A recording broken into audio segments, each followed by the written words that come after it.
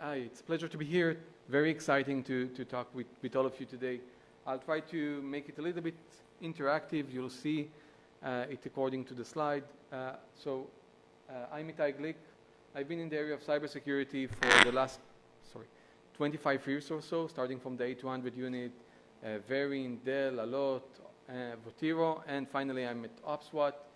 Opswat is a cybersecurity company focusing on OT security. We are about 20 years old. We have more than 1,700 customers in the critical infrastructure section, and we want to bridge the gap between the IT and the OT. This is eventually where we're heading. We want to bring the right technologies to the OT market to provide them the right security tools, and we'll talk a little bit about this today. I'm VP of Products in the company.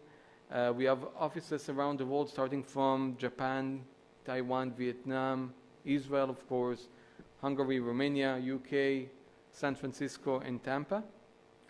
All over the world, we're almost 800 people today. So this is a little bit about Opswat. Let's start with a short quiz, and you would see if you can go to this QR, scan it. And the first question, and I think we mentioned it earlier, patching all the time.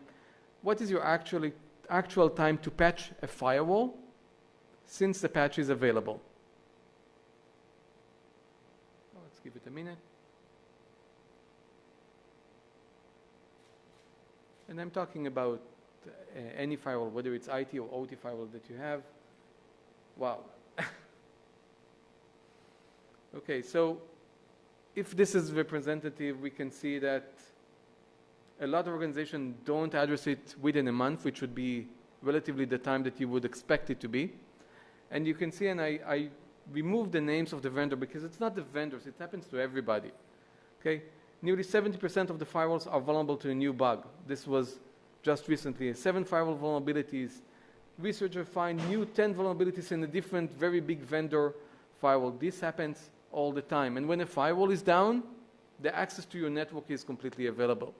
Now, what saved us till now from impact on our critical infrastructure is the fact that they're actually segregated, separated, physically separated even, from the IT network. So whatever happened in the IT was their garbage. Nobody cared. Nothing would interact and get to the OT. As soon as you want to go into the OT and connect the IT and the OT, you need to figure out how to resolve even this item. Now, let's ask, why do we even want to converge IT and OT? We want to converge them because it makes life easier. Data sharing is easier. Automation could be better control. You can provide real-time monitoring, sometimes even in the cloud for those solutions.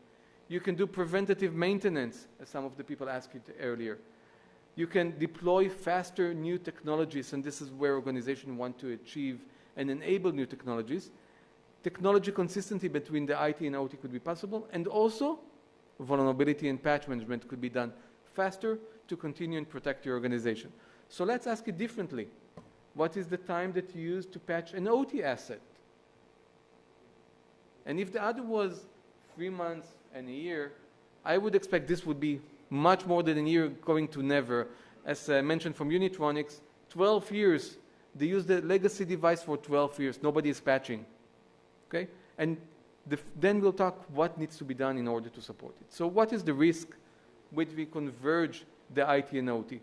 First, the attack surface of the organization quadrupled. Okay, there are energy organizations that have 500 employees, but they have more than 2 million end users and OT devices that are being used.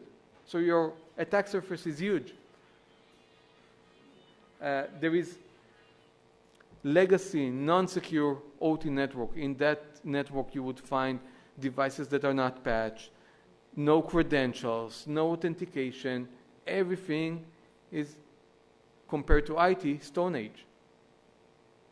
There is regulatory compliance, which makes it very, very difficult. I'll talk about it in a second. And at the end, if the impact of a cyber attack in IT would be a ransomware that may be insurance cover, in the OT it would be shutdown of all the electricity in the country. Okay, so the impact of the attack is much higher. If we look at compliance and penalties, as soon as you connect it, you need to make everything connected, flat almost, and you would be facing fines if you don't put the right protection in. You would need to comply to NIST, to NERC, to the US executive order if you're from the US. All of them would be facing your entire network and you need to comply to them. I won't cover everything, but you need to carefully understand your regulatory compliance in order to address that. To enable secure OT connectivity, there are a lot of things you can do. I would focus on 3 items as a start. Network segmentation, support secure controlled communication between the OT and the IT and vice versa. Scan the shared files. If there are shared files between the networks, make sure you scan them. And physical isolation. This is in the network segmentation. Then the next thing is asset visibility, and I focus on the OT asset visibility because this practice is known and done in the IT. In the OT, it's something very complicated to do. Discover the assets on those networks, monitor the communication flows to see that they maintain the Purdue model, and detect and alert the OT vulnerabilities as soon as possible. Now, hopefully, this will bring to attention that they need to patch faster. The pressure on the vendors would increase, demanding a fix for the security issues, and you do the patch. And finally, since everything is remote in a lot of the OT organization, you need to figure out a way to do secure access. You need to make sure that only privileged users can connect. You can make sure protocols are specifically allowed or not allowed. And finally, you don't want network changes for the IT segment. They have their own trouble to deal with. So just a question to the people here. What OT protocols do you know and are required for convergence? Modbus. Yeah. You can answer it in the Slido, but since not a lot of doing it, so I'll skip it. Okay. So the OT protocol support, you can see in this table, there's Modbus, there are OPC, there's Aviva, there are historians, there are DNP3, IC104, this is on the OT side, and on the IT side, there are a bunch of protocols, TCP, UDP, FTP, SFTP, all of them needs to be supported, and what we offer, and yes, a little bit about what we do, we provide a solution that provides unidirectional and secure bidirectional link between different networks supporting all of these protocols. Specifically, it can work with an optical diode. So the information is transferred securely from the OT side to IT or the IT to OT, depending on the exact use case. This is one thing that you can do. It's very important. I'll show use cases in the next few slides. The second thing that is important is you need to scan all the files, and you cannot rely on an EPP on EDR, mostly because you cannot really install it on the OT assets. Either they are a legacy device running Windows XP from 15 years ago, or you really cannot install anything because of criticality of that device itself. So what you can do is what we call multi-scanning. We scan all the files outside of the OT network with 20 or up to even 30 different antivirus engines, getting a result of more than 98% detection rate. We also have our own sandbox running on it. So every file and every component that you bring into the organization is scanned and validated. An example that we can see here is a water treatment plant that requires real-time replication of OPC data to the central management in the OT network. This is a typical use case allowing better collaboration and automation with the system. This is one example. We can monitor electrical substation while complying with NERC-CIP. NERC-CIP demands network segregation. With this solution of unidirectional gateway, you can continue and segregate the networks while allowing NERC-CIP compliance, connectivity to syslog, to see messages from the fixed devices to the central management. This is from the OT to the IT. This is the other side. Another example, and I'm running a few examples because there is a huge variety of examples that you can use, is OPC data from the PLC to the OPC client. You can see it on the right side over here. Okay, let's go to another one. Okay. This is a nice example of another connection. In this case, they actually wanted to move files for firmware upgrade, for data coming in from a USB all the way till the SCADA system. and through a unidirectional link. Same way could be with a managed file transfer solution. I won't cover it. You can come to our booth and listen more about it also. So this is all the segregation aspect.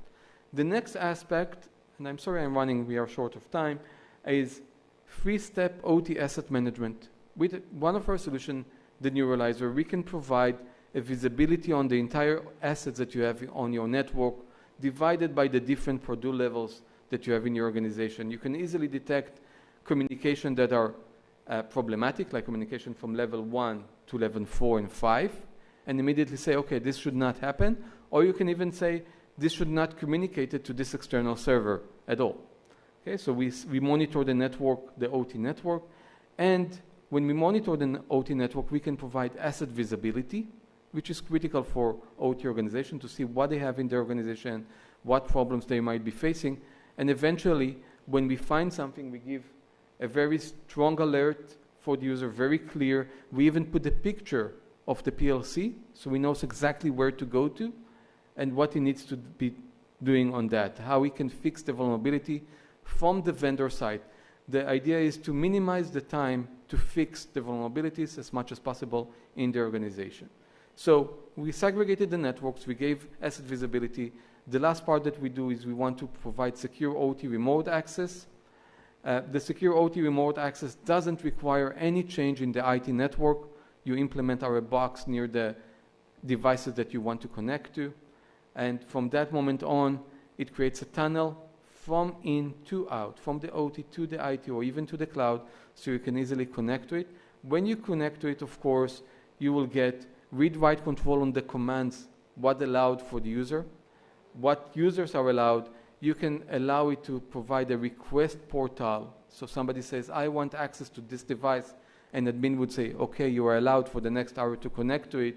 And within that, you continue and provide privilege account management, and you allow zero trust compliance. We can validate the actual endpoint connecting to the OT for vulnerabilities, for patch, for firewall setting, for anti-malware scanning, before we allow to connect to it. So when it connects to it, it's a secured computer as much as possible that connects to your OT network devices. You can see different support for different OT protocols. Again, Modbus and OPC and NS7 as the most relevant one. If there are others, we can add support to them as well. But this is what we see them in the market today. Now we have 2 minutes for Q&A, and that's it.